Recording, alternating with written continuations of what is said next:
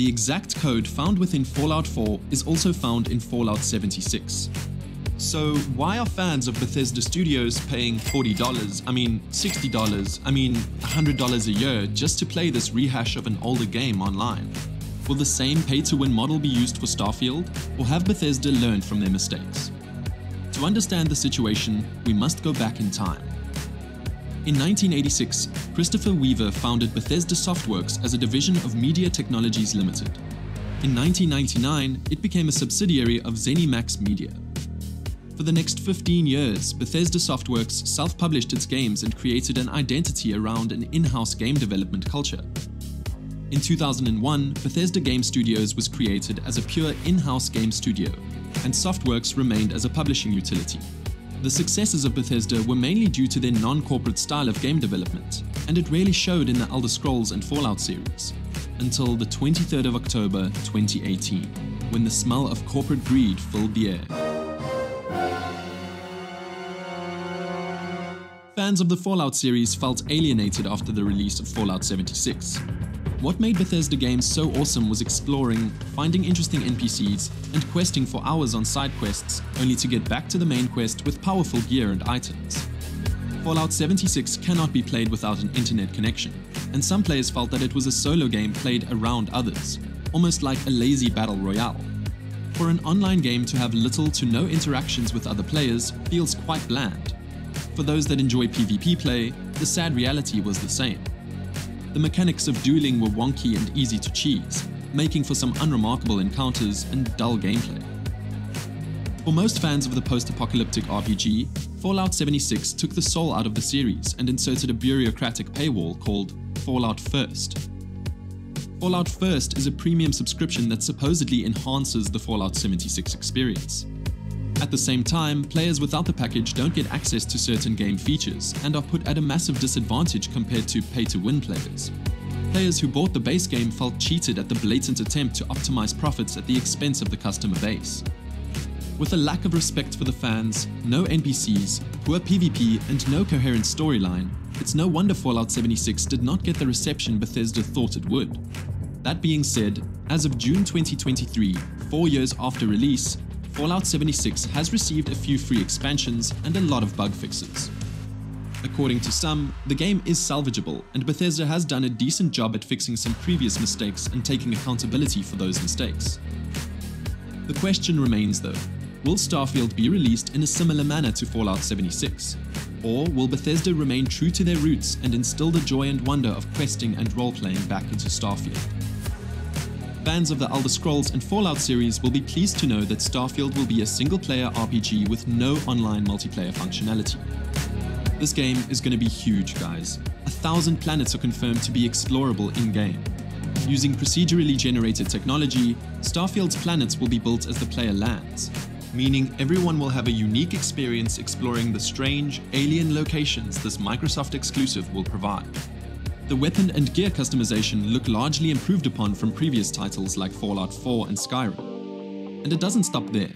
Players can design and build their own unique spaceships, outposts, and aesthetics to truly cultivate a one-of-a-kind experience. The leveling up and talent tree systems were creatively built to give the player a wide range of expertise and abilities, adding to the already novel character creation system.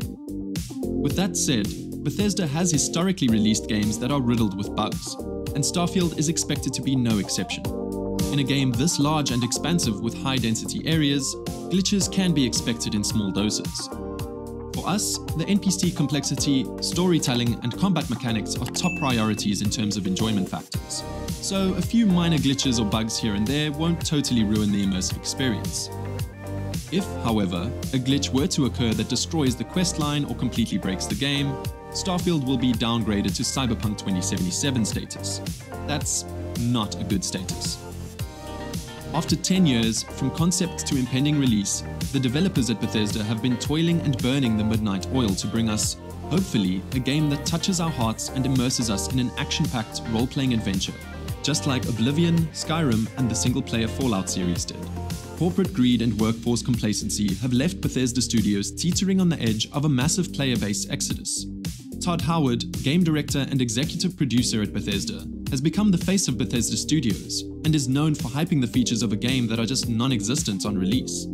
He has also spoken half-truths in the past that come across as disingenuous to a large portion of Bethesda fans. Bethesda's in-house engine is outdated, allowing for the same bugs and glitches to be found across multiple titles.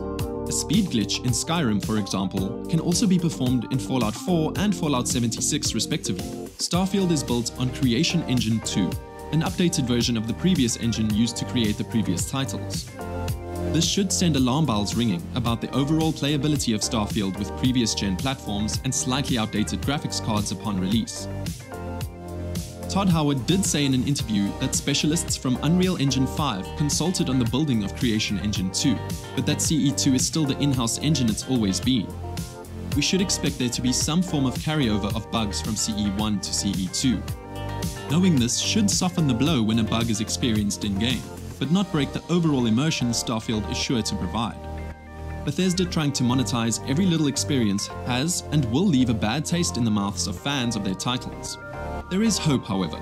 In 2021, Microsoft bought ZeniMax Media for $7.5 billion. Microsoft is adamant that Bethesda Game Studios will continue to run as an independent subsidiary and that all development for Bethesda games will remain in-house. Is this Microsoft remaining true to a game studio's culture, or is it all corporate trickery attempting to pull the wool over our eyes? Only time will tell. Xbox Studios, run by Microsoft, is known for having fair prices with its Game Pass function and exclusive titles that don't leave players hitting a random paywall. The success of Microsoft hinges on its reputation as a major corporation, and we're sure that the shady practices of Bethesda's bygone era have ceased. So what's next for Bethesda? The success of Starfield will bring a lot of business back to Bethesda Studios. The studio is already in pre-production of Elder Scrolls 6 and has an in-house playable version consisting of the first few in-game areas. Fans across the world are excited to get back into the world of Tamriel and quest through perilous caves and treacherous encounters. We will have to wait a considerable number of years for it though. A few DLCs for Starfield are already planned, with one being released as exclusive bonus content on the release date, called Platinum Constellation Edition.